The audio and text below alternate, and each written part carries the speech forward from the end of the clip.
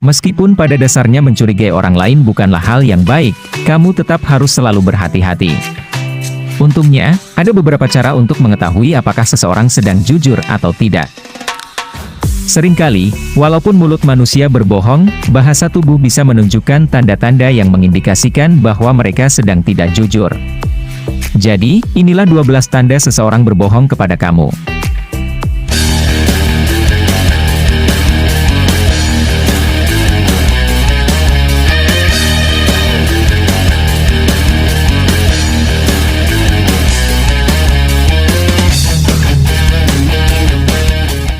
Nomor 1, dia tiba-tiba mengubah posisi kepalanya.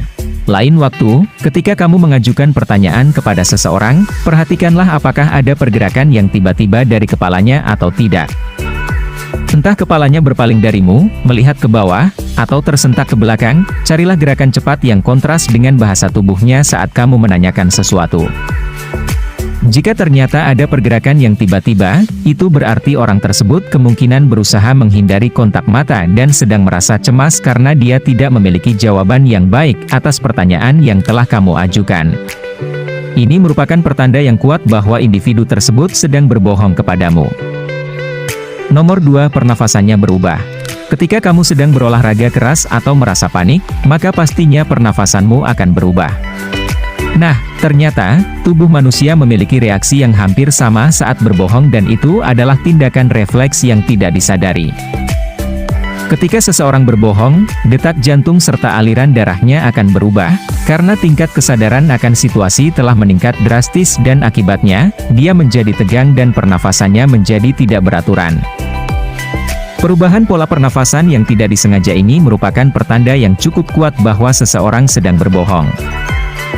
Nomor 3, nada dan kecepatan suaranya berubah. Setiap orang memiliki nada suara yang alami saat mereka berbicara dan kalau kamu sudah mengenal dekat seseorang, maka pastinya kamu mengetahui gaya serta nada bicara orang tersebut.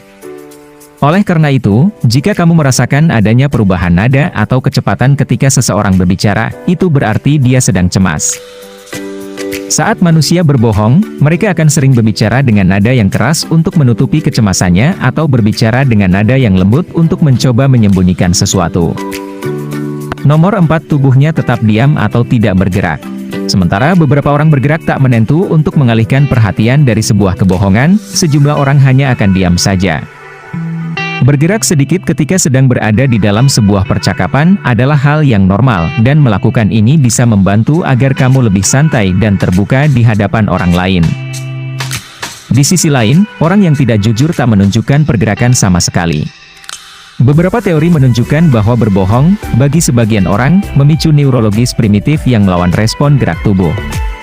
Jadi, postur tubuh kaku yang kurang bergerak pada dasarnya dapat menunjukkan bahwa manusia sedang berbohong dan dia juga bersiap-siap untuk kemungkinan konfrontasi. Nomor 5, dia terus mengulang kata-kata yang sama. Ketika seseorang mengatakan kebenaran atau kejujuran, dia bisa mengingat seluruh perkataannya sendiri dan cukup mengucapkannya 1 atau 2 kali saja. Di sisi lain, saat seseorang mengatakan kebenaran yang setengah-setengah atau kebohongan total, dia akan sering mengulangi perkataan yang sama terus-menerus. Orang yang tidak jujur cenderung melakukan itu untuk meyakinkan kamu dan diri mereka sendiri tentang omong kosong yang dia katakan.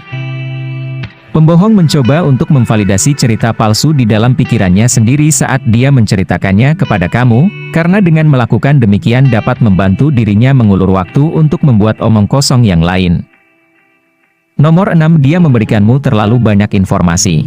Jika seseorang memberikan informasi yang terlalu banyak dan terlalu mendetail ketika ditanyakan sesuatu, maka ada kemungkinan besar dia diam-diam sudah berlatih apa yang harus dikatakan, dan bagaimana cara yang tepat untuk mengatakannya. Orang tersebut juga berpikir bahwa dia akan tampak lebih dapat dipercaya jika dia menceritakan segala sesuatunya secara lengkap tanpa ada yang ketinggalan. Namun sebenarnya, ini seringkali hanya menunjukkan bahwa orang itu telah mengantisipasi apa yang akan kamu katakan selanjutnya.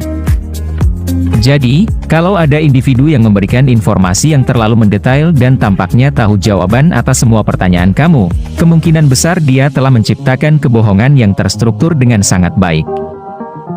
Nomor 7, dia menyentuh atau menutupi mulutnya. Jika lawan bicaramu menutup mulutnya menggunakan tangan, itu menandakan bahwa dia tidak ingin menjawab pertanyaan atau mengungkapkan sesuatu. Secara tidak sadar, dia menempatkan penghalang di antara kamu dan dirinya.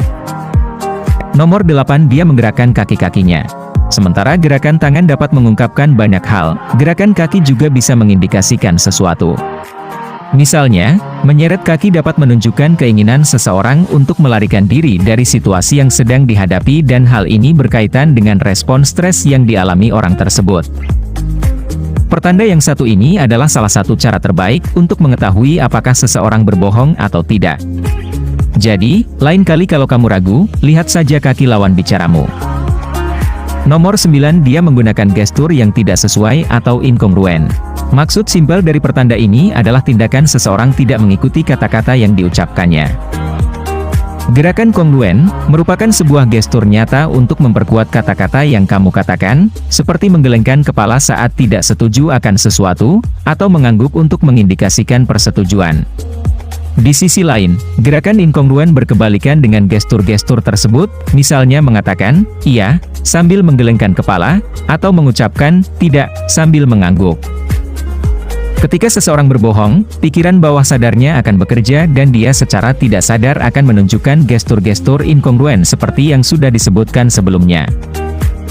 Nomor 10, dia mengalami kesulitan untuk berbicara. Apakah kamu pernah menonton film di mana seorang penjahat yang diinterogasi mengalami kesulitan untuk berbicara? Nah, rupanya ada alasan untuk hal tersebut. Saat tubuh manusia sedang stres, aliran air liur menjadi berkurang sehingga selaput lendir yang ada di dalam mulut menjadi kering. Hal ini mengakibatkan kesulitan berbicara dan maka dari itu, kriminal yang berada di kantor polisi biasanya meminta segelas air ketika mereka sedang diinterogasi. Nomor 11, dia menatap matamu tanpa banyak berkedip. Ketika seseorang berbohong, ada yang memalingkan mukanya darimu dan ada juga yang terus-menerus menatap matamu dengan intens. Saat sedang berbicara dengan orang lain, kamu pasti pernah memerhatikan lawan bicaramu terkadang memalingkan wajahnya atau tatapannya kemana-mana, dan ini merupakan hal yang normal. Seorang pembohong handal, lebih cenderung memberikanmu tatapan yang mengintimidasi untuk berusaha memanipulasi atau mengendalikanmu. Ini mungkin karena dia sadar bahwa individu yang berbohong biasanya menghindari pertanyaan dengan mengalihkan pandangan atau melihat-lihat sekitar, jadi dia ingin melawan stigma tersebut dan melakukan hal yang sebaliknya. Pertanda yang satu ini sulit untuk dideteksi dan kamu benar-benar harus memerhatikan pergerakan lawan bicaramu. Nomor 12, dia menjadi agresif dan berusaha melindungi dirinya sendiri. Jika seorang pembohong merasa terancam dengan pertanyaanmu, dia bisa saja menjadi agresif dan mencoba untuk membalikkan keadaan kepada dirimu. Saat dikonfrontasi atau ditekan, dia mulai menaikkan suaranya serta menggunakan gerakan agresif seperti menunjuk-nunjuk. Maka dari itu, harus kamu ketahui bahwa bertindak galak atau agresif adalah salah satu tipikal pembohong. Meski ada beberapa pertanda yang dapat mengungkapkan ketidakjujuran manusia, ingatlah bahwa ke-12 pertanda ini bukan bukti pasti bahwa seseorang berbohong kepada kamu. Sebelum berasumsi bahwa seseorang berbohong, sangat penting bagimu untuk memahami kebiasaan-kebiasaan orang tersebut terlebih dahulu agar kamu tidak salah prasangka, karena ada beberapa individu yang suka menunjuk-nunjuk atau menutupi mulut mereka.